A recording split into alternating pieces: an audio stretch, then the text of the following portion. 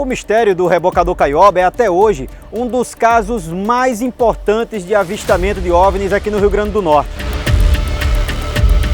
Estamos vivendo uma nova onda. Eles estão aí, estão aí. A gente não consegue identificar o que é ou o que essa luz quer com nossa tripulação.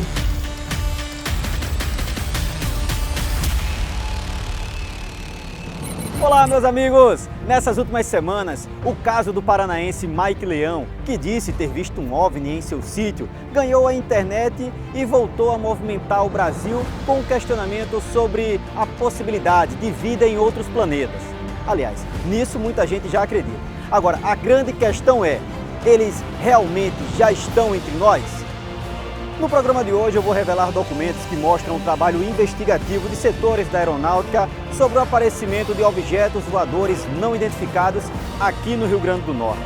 Depoimentos e análises técnicas que poderão mudar tudo aquilo que você sabe ou acredita quando o assunto é extraterrestre. O programa de hoje será muito mais do que uma aventura. Será literalmente uma viagem no tempo e pelo espaço. Ao longo de décadas, surgiram relatos de objetos voadores não identificados em diferentes regiões do estado. Luzes estranhas, movimentos impossíveis e aparições sem explicação que alimentam uma pergunta que nunca teve resposta. Afinal de contas, estamos diante de fenômenos naturais ou de algo muito mais misterioso?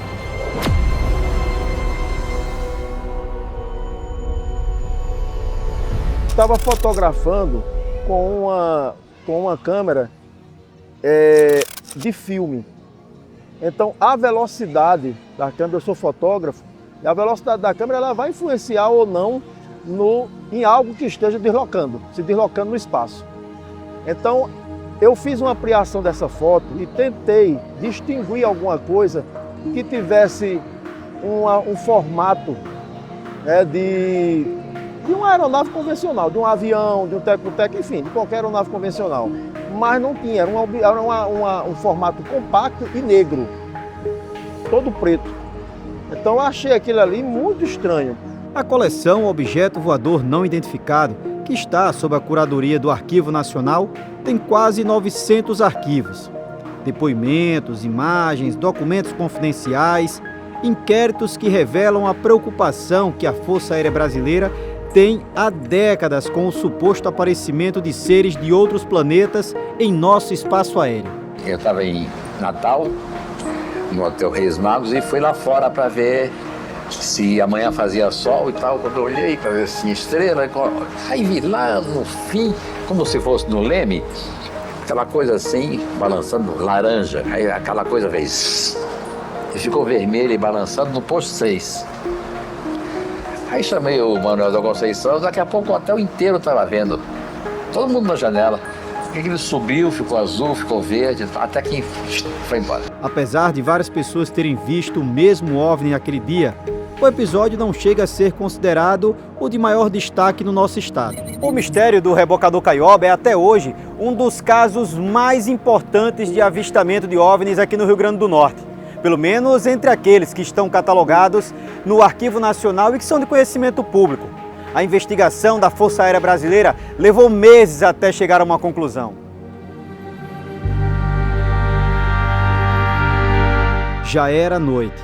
O Caioba Cia Ross já tinha desatracado da plataforma da Petrobras Ubarana e seguia para Natal guiado por uma lancha, já que seu radar estava quebrado. O croquis anexado ao relatório mostra as posições prováveis das embarcações quando aconteceu o avistamento. Era pouco antes das 7 horas quando o marinheiro que estava de serviço no leme do Caioba viu a luz branca levemente acima do horizonte, parecendo até um farol.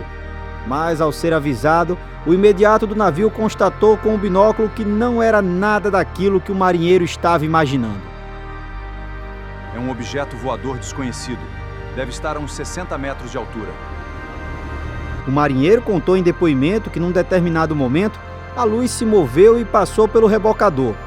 Foi aí que eles perceberam que ela estava ligada a uma base na superfície da água. Tec, aqui é Caioba. Tem algo estranho acontecendo com a gente. Apareceu uma luz muito intensa aqui em cima e ela está iluminando a proa do rebocador. A gente não consegue identificar o que é ou o que essa luz quer com nossa tripulação. Caioba, nós estamos a 4 milhas náuticas de vocês. Estamos vendo a luz, mas não tem nenhum outro navio na tela do nosso radar. Nosso equipamento não consegue pegar alvos aéreos. De acordo com o depoimento do chefe de máquinas da lancha, a luz sobre o Caioba era tão intensa que era difícil até de olhar fixamente para ela. De repente, a base que estava na água se iluminou. Era como se fossem várias lâmpadas de bulbo. Passou pouco tempo assim e quando apagou, o objeto não identificado se afastou, desaparecendo no horizonte. Nós tivemos aqui na Terra, já agora está na espiritualidade, um ufólogo chamado Antônio Riberas.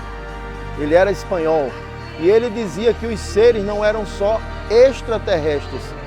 Ele dizia que também existiam os seres intraterrestres. Então existem seres que estão vivendo em fossas abissais, nos oceanos. Eles, além de vir de outros lugares, têm base aqui na Terra.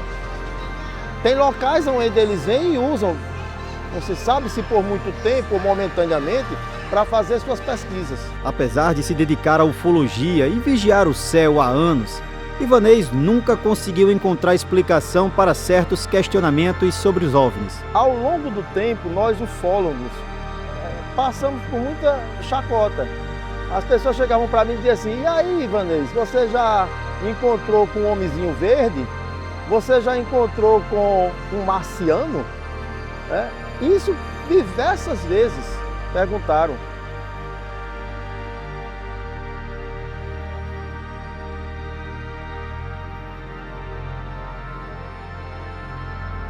Depois de ouvir o depoimento de vários tripulantes do Caioba, pessoas com conhecimento técnico e discernimento suficiente para garantir que aquilo que eles estavam vendo era estranho à navegação marítima, o oficial responsável pela investigação decide então confrontar os depoimentos para construir o que ele acredita ser a explicação para tudo aquilo. Eu vou rapidinho para o intervalo comercial e na volta já conto a vocês qual foi a conclusão do militar para este caso.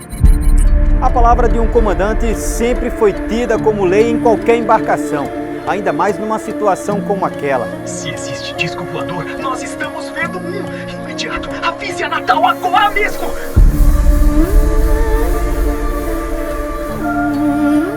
Os serviços de inteligência, os governos têm razão de omitir certas coisas.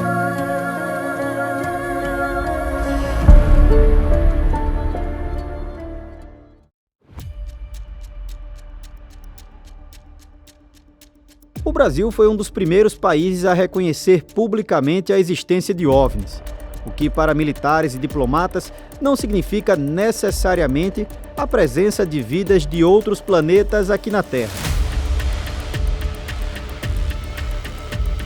No programa de hoje eu estou expondo detalhes de investigações da aeronáutica e relatos noticiados em jornais da época sobre avistamentos de objetos voadores não identificados no Rio Grande do Norte. E essas informações, elas são muito sérias. E agora é que começa a preparação, ou seja, começa um suporte, uma base que vai fazer com que essas pessoas elas se tornem menos confusa no que diz respeito à existência desses seres.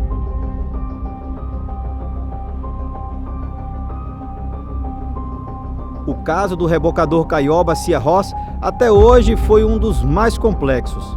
A tripulação voltava de uma plataforma da Petrobras para Natal, quando uma luz muito forte apareceu na proa do navio. O imediato manobrou o rebocador bruscamente para o lado na tentativa de escapar do OVNI, e depois o navio parou. O capitão, mesmo adoentado e fraco, conseguiu subir para a ponte de comando e, ao ver aquilo, não teve a menor dúvida do que se tratava. Se existe disco voador, nós estamos vendo um! Imediato, avise a Natal agora mesmo! Ordem que foi cumprida. A palavra de um comandante sempre foi tida como lei em qualquer embarcação, ainda mais numa situação como aquela. O comandante do rebocador Caioba, além de ser um velho lobo do mar, ele já tinha estudado sobre OVNIs, sabia do que estava falando.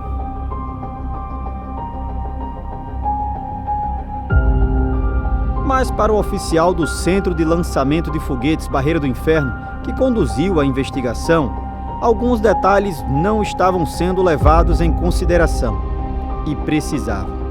Naquela noite, o comandante do rebocador estava doente, tinha vomitado bastante, estava fraco. Ele se recuperava de uma intoxicação e poderia estar delirando, ainda que esse delírio estivesse sendo coletivo. Um argumento tão hipotético quanto a própria opinião do capitão do rebocador. Em sua conclusão, o militar ainda tenta desacreditar o testemunho do imediato e do outro marinheiro, afirmando que as coordenadas passadas estavam erradas. Ora, como se numa situação de extremo nervosismo daquela e sem equipamentos de navegação funcionando, isso não fosse completamente aceitável de acontecer. Não é somente a ação de você ver a aeronave. Tem muito mais do que isso. Além de você ver a aeronave, você sente o impacto de ordem psicológica, porque você está lidando com algo de uma frequência completamente diferente. Você sente isso psiquicamente. Psiquicamente você vai sentir. Você vê algo aqui no céu, isso aqui talvez seja isso ou aquilo. Mas quando você vê uma aeronave não convencional, você passa por uma catarse. Você passa por um processo vamos dizer assim, de transformação. Não é uma coisa que você vê e acha comum e acha normal. Você sente algo diferente. Recebi no meu consultório pacientes que chegavam para mim e diziam assim: Ivanez, eu não fui com um psicólogo, eu não fui com um psiquiatra, porque eu não sabia se eles sabiam o que era isso que eu vi.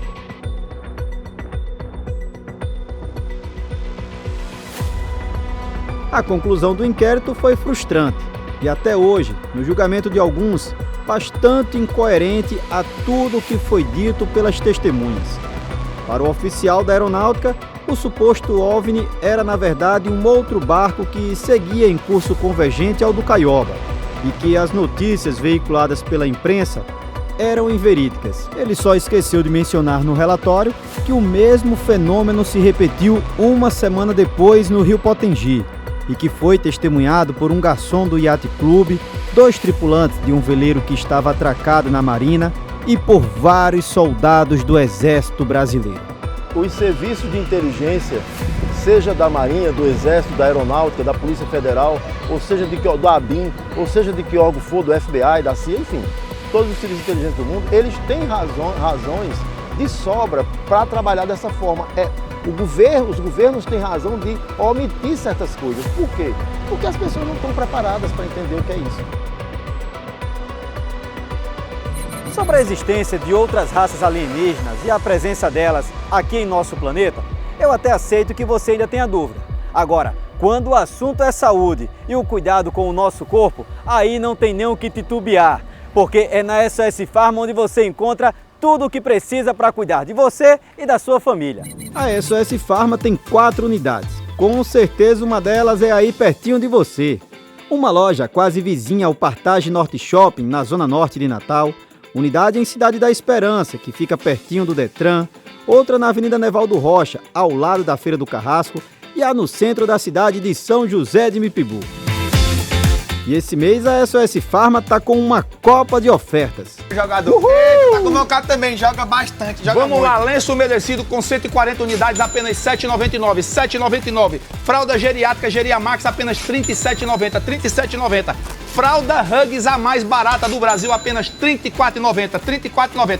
Dipirona xarope, apenas R$ 9,99, R$ 9,99. Gripal seco com 20 comprimidos, apenas R$ 5,99, Pepeu Mar. É barato de verdade, mas não fica atrás não, viu? Xarope Spec apenas R$ 24,90, é isso mesmo, R$ 24,90. Vitamina C, R$ 3,99, é isso mesmo, R$ 3,99. Simeticona Gotas, R$ 2,99, é isso mesmo, R$ 2,99. E agora aqui, ó, Dipirona Gotas, R$ 2,99 também. Meu amigo, essa seleção de preço baixo, toquei a gente é demais! A cada R$ 30 em compra em qualquer uma das unidades da SOS Pharma, você recebe um cupom para concorrer a motos 0 km. E o mesmo cupom participa de todos os sorteios. Ou seja, quanto antes você passar na SOS Pharma e garantir o seu, mais chances você tem de ganhar.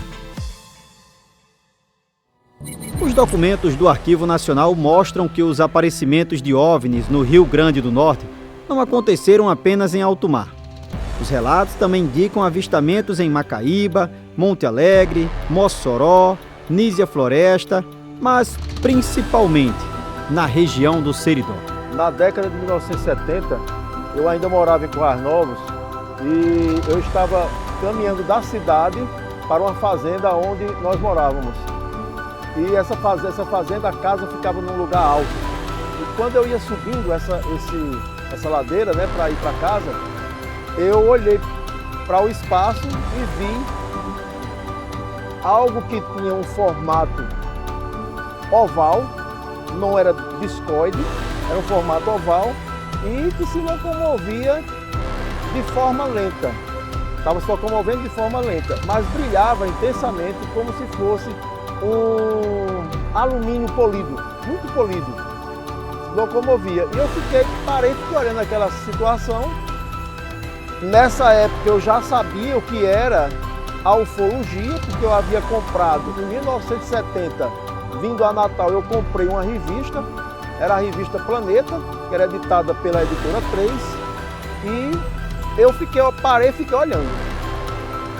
Aí de repente esse objeto estava no sentido norte-sul, e quando ele chegou em cima das serras que dá acesso a Currais Novos, que a Currais Novos é rodeado de serras, as serras que dão acesso, ele desenvolveu uma velocidade espantosa. Subiu de céu acima e ficou como se fosse uma estrela brilhando. Nunca é demais lembrar que a região abriga uma vasta jazida de terras raras, minerais estratégicos para a indústria de alta tecnologia. No final da década de 70, tiveram muitos relatos de moradores de áreas rurais dando conta do aparecimento de luzes estranhas, objetos voadores silenciosos e com movimentos incomuns.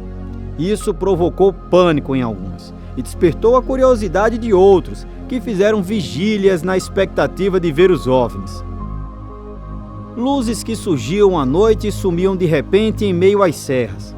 Mas nenhum desses casos teve tanta repercussão como o caso dos irmãos Iberê e Hiroito Galvão. Naquela madrugada, eles seguiam de carro para a propriedade da família em Acari, quando avistaram um objeto luminoso sobrevoando a fazenda Sebo e emitindo sons estranhos. De acordo com o que foi noticiado nos jornais da época, os dois irmãos eram pessoas sérias, consideradas idôneas. Ou seja, não tinha motivo algum para qualquer pessoa duvidar do que aquilo que eles estavam falando não fosse verdade. O medo que os dois sentiram foi tão grande que por alguns instantes eles ficaram paralisados dentro do carro e só conseguiram voltar a dirigir depois que perceberam que o OVNI já tinha ido embora.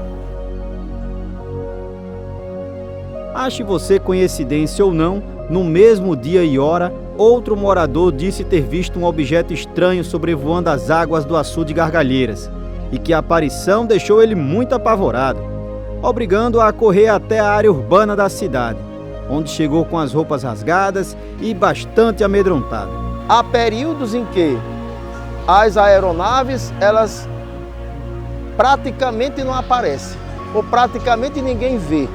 E há outros períodos em que elas aparecem intensamente. Elas começaram a aparecer novamente, aqui a gente chama de a onda dos discos voadores, né? O pessoal na linguagem popular chama a onda dos discos voadores. Então nós estamos vivendo uma nova onda, que começou o ano passado. Início do ano passado começou muita atividade. A gente vendo nas mídias, começou o pessoal vendo mesmo. Então os governos não têm mais como negar. E tem períodos que isso as pessoas não veem.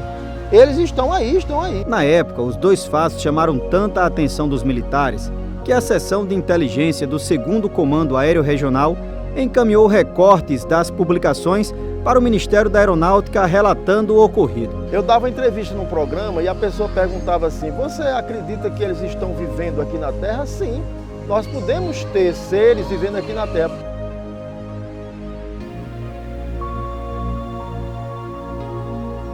As religiões, ao longo do tempo, elas têm um papel social extraordinário, mas elas também têm uma explicação para o transcendente, para o que foge do comum. Então, a partir daí, o que é que nós vamos ter? Nós vamos ter uma ajuda até substancial sobre essa questão da nova realidade diante da visão que nós temos desses seres que estão chegando ao nosso planeta. Porque veja bem, Tiago, seria muito estranho que o Criador, e eu acredito em Deus, tivesse feito um planeta com vida inteligente e somente o planeta Terra, nesse universo gigantesco que nós temos, não tivesse outras vidas, não tivesse vida inteligente tanto quanto nós. Quer dizer que Deus faria a Terra e faria o universo inteiro para a contemplação humana. Por que isso?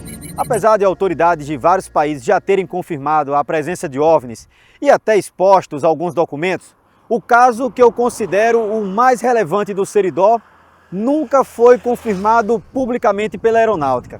Em abril de 1980, uma agricultora disse ter tido contato de terceiro grau com 3 alienígenas. Maria Elizabeth garantiu à época que tinha conversado com os 3 extraterrestres. A gente trabalha com 3 níveis de acesso a esse conhecimento. Contatos do primeiro, do segundo e do terceiro grau. O que é que acontece? Nós estamos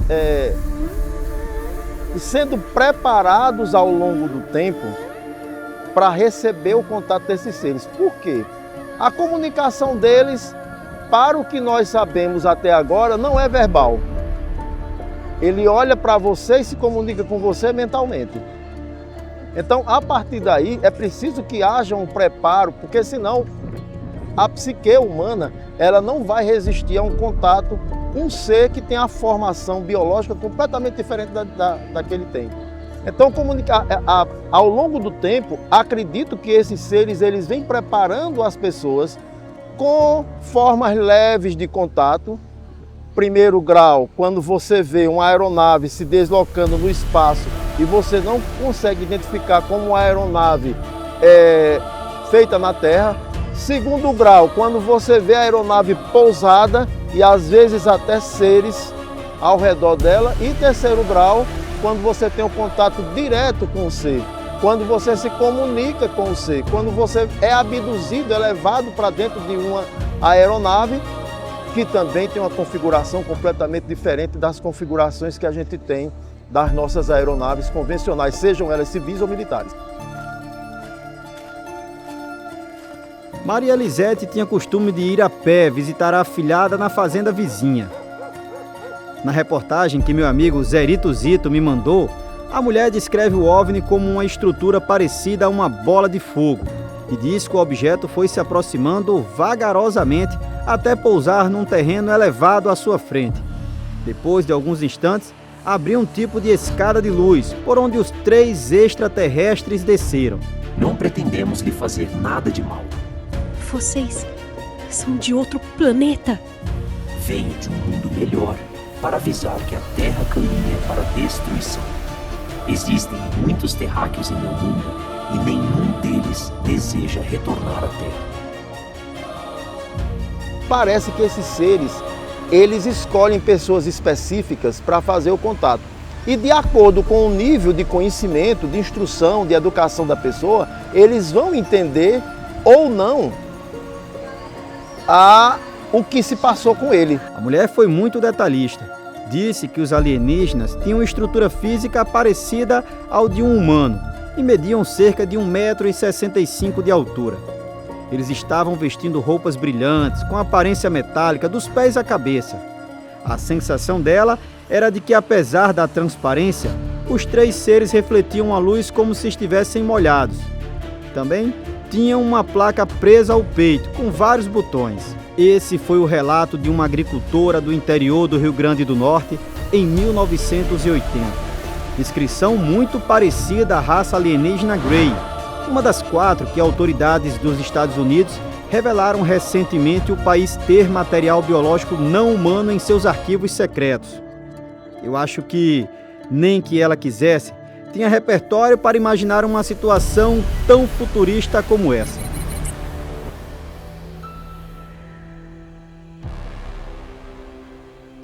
No programa de hoje eu expus documentos da aeronáutica sobre relatos de OVNIs aqui no Rio Grande do Norte. Um assunto que, mesmo já reconhecido pelo Brasil e grandes potências mundiais como verdadeiro, ainda é bastante polêmico. Nós estamos vivendo num mundo em que as pessoas têm visões diferentes, têm culturas diferentes, têm nível de conhecimentos diferentes, e isso traz uma série de interrogações. Ora, para que a gente tenha uma ideia, tem pessoas que não acreditam que o homem foi à Lua. Você imagine, se nós estamos lançando uma nave daqui, que vai para um outro lugar no espaço, e as pessoas têm dúvida, tem pessoas que têm dúvida, imagine acreditar que está vindo seres de outros planetas nos visitar.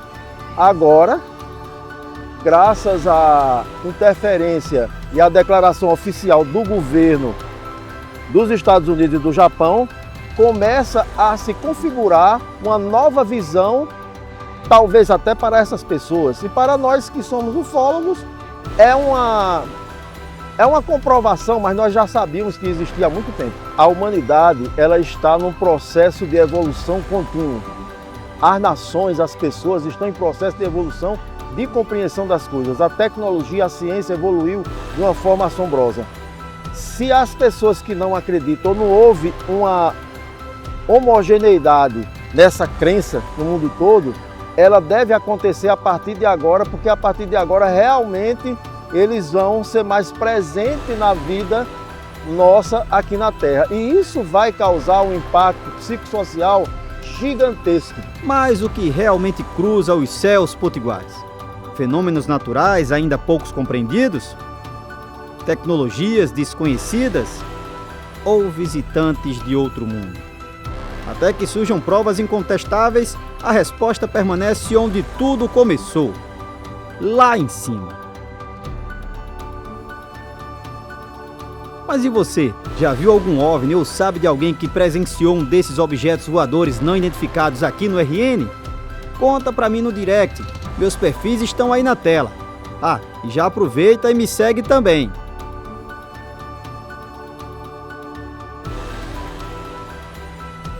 Mas eu preciso reforçar com você que a presença e avistamento de OVNIs no espaço aéreo brasileiro, para as autoridades, não significa necessariamente a existência de vidas de outros planetas entre nós. O programa de hoje fica por aqui. A todos vocês, muito obrigado por fazerem do Repórter Aventura o programa mais assistido dos sábados da TV Tropical.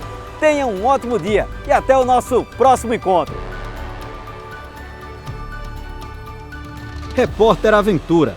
Oferecimento SOS Pharma. Remédio barato de verdade. Casa do Boné e Fardamento. WhatsApp 98730 2020.